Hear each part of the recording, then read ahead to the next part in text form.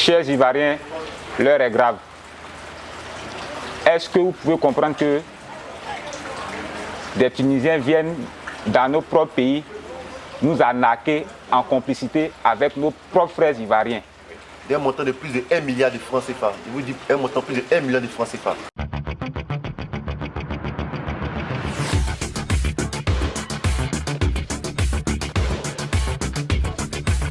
Vous êtes tous des jeunes Ivoiriens, vous avez été arnaqués. Comment est-ce que ça s'est passé? Comment est-ce que l'histoire commence? Bon, je peux dire l'histoire commence sur les réseaux sociaux. J'étais au bureau, je vois une affiche disant qu'il y a la possibilité d'avoir un véhicule à un apport de 1 million. Je dis ok, ça tombe bien. Bon, je vais investir dans cette histoire de Yango. Je dis ok, ça tombe bien. Donc bon, je viens à Abidjan, je vais dans le bureau, ils sont situés à la Riviera, en face de Carrefour. D'accord. Là-bas, je prends les informations, je dis effectivement, le véhicule coûte 7 millions. Mais pour avoir les 7 millions, tu fais un acompte de 1 million et puis tu payes le reste, les 6 millions, c'est 30 jours, à raison de 200 000 par mois. Ok. Vous avez été arnaqué, comment est-ce que ça commence? Déjà, j'ai vu l'annonce sur les réseaux sociaux. J'ai eu l'idée d'entreprendre, puisque je voulais créer aussi l'emploi pour mes différents autres frères, peut-être qui n'ont pas la chance comme moi. Okay. Donc, j'ai voulu investir dans le transport pour pouvoir employer d'autres personnes en tant que chauffeur. Donc, quand j'ai vu l'offre sur le réseau, ça m'a motivé déjà. Je me suis rendu sur les lieux. J'ai été convaincu par mes propres frères ivoiriens qui travaillaient dans l'entreprise, en complicité avec des Tunisiens. Donc les Tunisiens étaient les patrons de ces Ivoiriens-là? Oui. Ok, qui vous ont convaincu? Oui. En tant que commerciaux et tout? Et autres. D'accord. Donc la première fois, vous allez vous renseigner. Oui. Et à quel moment vous souscrivez à l'offre? Et à hauteur de combien? Le deuxième jour, j'ai souscrit, moi personnellement, j'ai souscrit à hauteur de 10 millions. D'accord. Donc de façon départagée. Ok. La première fois, j'ai souscrit à 2 offres à un montant de 2 millions. La deuxième fois, j'ai souscrit pour 3 véhicules à hauteur de 3 millions. Troisième fois, j'ai souscrit pour 3 véhicules à hauteur de 3 millions. Et la dernière, en date du 13 août 2022, j'ai souscrit pour 2 véhicules. Le tout me revenait à 10 véhicules, ce qui me faisait le total de 10 millions. D'accord. Et vous, monsieur? Bon, moi, j'ai souscrit à un seul véhicule à hauteur de 1 million de francs CFA. D'accord. Et 1 million, bon, chacun sait comme il a pris son argent. Là, c'est une épargne au moins de plus de 2 ans, 3 ans. Mais pourquoi vous mêlez le gouvernement à cette histoire directement? Parce que le gouvernement fait la promotion de l'entrepreneuriat actuellement dans le pays, vu que l'emploi, la fonction publique ne peut pas employer tous les diplômés du pays. D'accord. Moi, par exemple, dans mon cas, le football, on joue à un certain temps. Le football, on ne joue pas à 60 ans, on ne joue pas à 50 ans. Donc, quand on a un peu, le mieux, c'est de venir investir dans son pays. On ne peut pas venir encore investir dans nos propres pays qui fait la promotion de l'entrepreneuriat et nous faire arnaquer par des Tunisiens en complicité avec nos propres Ivoiriens qui sont ici. Mais la ce sont des Ivoiriens. Parce que quand tu viens à la caisse, tu trouves des Ivoiriens. Moi, j'ai posé beaucoup de questions. Ce sont les Ivoiriens, Ils te mettent en confiance. Non, c'est là. Les voitures sont là. Ils te promettent que même les voitures sont là. Le protocole d'accord que vous voyez, ce sont nos propres frères ivoiriens qui nous ont présenté ça. D'accord. Et c'est avec ça qu'ils ont réussi à vous convaincre. C'est ça. Avec des reçus à l'appui. Il y avait des reçus, il y avait un siège, des bureaux. Bien, une fois que tu viens t'asseoir, tu donnes de la sécurité. Bien. Mais est-ce que c'est pas un peu naïf? Vous souscrivez une première fois, il n'y a pas de rendement, vous ne voyez pas le véhicule et vous souscrivez encore jusqu'à 10 fois. En fait, je vais vous étaler un peu. C'est une offre promotionnelle en fait. Voilà, j'ai envie de te dire c'est une offre promotionnelle. Donc on s'est dit quoi? Si tu laisses cette étape, demain tu viendras, il va te dire 3 millions. D'accord. Donc ça peut changer à un moment à l'autre. Vu que le pouvoir d'achat que nous possédons à ce moment, on a vu l'opportunité à hauteur d'1 million. Si tu peux souscrire à 10, ça te fait 10 millions. Mais si tu dois attendre avant d'investir et que demain ça change, ça devient 30 millions, vous voyez que ça devient difficile pour nous. Nous qui sommes là, nous sommes tous des jeunes. Nous sommes tous des Ivoiriens. Nous sommes tous des débutants ici. Ce n'est pas parce qu'il y a un footballeur sur mon nom que forcément j'ai des milliards à la maison, non. D'accord, ok.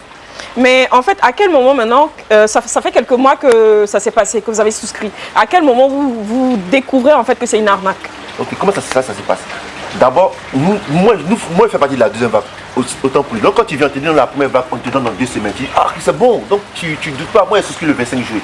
Donc il peut dire pas 2 semaines, oui, dans 2 semaines juste, il te met sur le 15.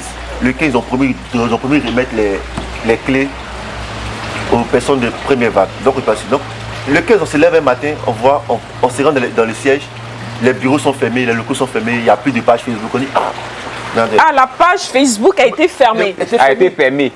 Les locaux ont été fermés à la date indiquée pour la livraison pour des personnes de première vague. Vous faites partie de la première vague? Moi, je fais partie de la deuxième vague. D'accord. Vu que les personnes même de la première vague même n'ont pas reçu des véhicules, les locaux ont été fermés, le site a été fermé. Donc du coup, nous, si les premières personnes n'ont pas eu, ce n'est pas nous. D'accord. Donc vous essayez de rentrer maintenant en contact avec les commerçants en question. Les commerçants sont... Tout est fermé. Je dis bien tout est fermé. Tous les numéros sont fermés. D'accord. Donc, tous les numéros sont fermés. Vous faites quoi maintenant à cet instant? Après le constat, nous avons été saisis, le procureur de la République qui a fait un soir transmis, qui a confié l'affaire à la police judiciaire. Mais avant ça d'abord, nous sommes allés le même jour, le lundi, personne n'a vu que c'est une arnaque. On a posé une plainte au commissariat du 18 arrondissement. Voilà, qui n'est pas non loin des lieux. Et c'est vraiment dommage en fait pour la jeunesse ivoirienne parce que vous vous débrouillez et vous faites arnaquer ensuite.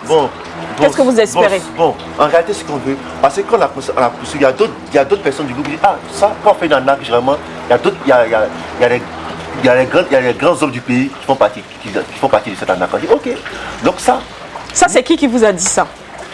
Il a bien dit parmi des victimes, en fait. D'accord. Voilà. Le ras-le-bol, c'est quoi? C'est que quand il y a des mises en scène comme ça dans le pays, il y a des autorités qui sont de façon indirectes, qui sont impliquées dans des histoires comme ça, pour empêcher que les enquêtes aillent loin. On vous parle d'abord, c'est une histoire de plus de 1 milliard, c'est-à-dire qu'avec le nombre de plus de 300 cas que nous avons, nous avoisinons les 1 milliard. Il y a d'autres cas qui sont à l'intérieur, c'est pas tout le monde. Est-ce que tu comprends? À l'intérieur du pays. À l'intérieur du pays. D'accord, vous êtes à Abidjan. C'est ça. Il y a d'autres cas qui ne sont pas encore sortis encore dans le groupe. Ils ne savent même pas qu'on a fait un collectif. En fait. Donc, c'est-à-dire en fait qu'il y a encore plein de personnes qui sont encore derrière nous. Voilà, ok. C'est ça, il y a encore plein de personnes. Donc, je profite de l'occasion pour vraiment lancer un appel solennel à nos autorités, particulièrement au ministre M. Mamadou Touré, le ministre de la Jeunesse et l'Emploi jeune, que vraiment il nous prouve que le gouvernement, ni de près, ni de loin, est impliqué dans cette histoire. Qu'ils comprennent aussi que nous sommes tous ici, nous sommes des Ivoiriens, nous sommes ces jeunes frères. On se débrouille, comme on le dit dans le jargon ivoirien. Nous n'avons pas des millions à la maison. On n'a pas été naïfs. On a voulu juste investir, entreprendre, pouvoir employer nos jeunes frères aussi qui en ont besoin. Avec vos économies? Avec nos économies. D'accord. En ce moment, quels sont les efforts que vous faites pour toucher au maximum les autorités? Bon, à vrai dire, pour l'heure, il y a plein de personnes qui ont pris toute leur économie pour venir investir dans cette histoire.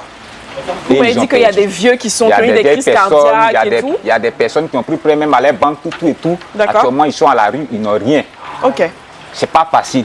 Comme j'ai déjà lancé un premier appel, le deuxième, c'est au ministère des Affaires étrangères et au ministre de l'Intérieur. Et ensuite, à l'ambassade de la Tunisie en Côte d'Ivoire. Ce sont ces compatriotes qui sont venus en complicité avec nos propres frères d'ici. Et on a été arnaqués. Je pense bien que quand on vient dans un pays bien organisé, la logique est que tu dois t'enregistrer à l'aéroport par la police d'immigration. Et l'ambassade doit savoir qu'est-ce que tu viens faire dans le pays en question. Où tu vas, qui t'héberge. Donc l'ambassadeur de la Tunisie en Côte d'Ivoire est habilité à avoir tous ces détails. Nous lançons un appel ici au ministre des Affaires étrangères de prendre le problème à bras le corps. Rencontrer l'ambassadeur de la Tunisie en Côte d'Ivoire pour que cette histoire-là, notre argent, soit restitué. Ou on nous octroie des véhicules comme prévu dans nos engagements ou dans le protocole d'accord. Ce qui se passe ici actuellement, en Tunisie, aucun Ivoirien ne peut se lever, aller arnaquer près de 500 Tunisiens. Et puis, les Ivoiriens vivant en Tunisie vont avoir le sommeil tranquille. Ça n'existe pas. Vous qui n'avez jamais voyagé, nous, on a eu la chance d'y être là-bas. Ça n'existe pas. Venez vous joindre à nous pour nous aider à retrouver d'autres argent. Aidez-nous. Aidez-nous. Aidez-nous. Aujourd'hui, c'est nous. Demain, ça peut être vous.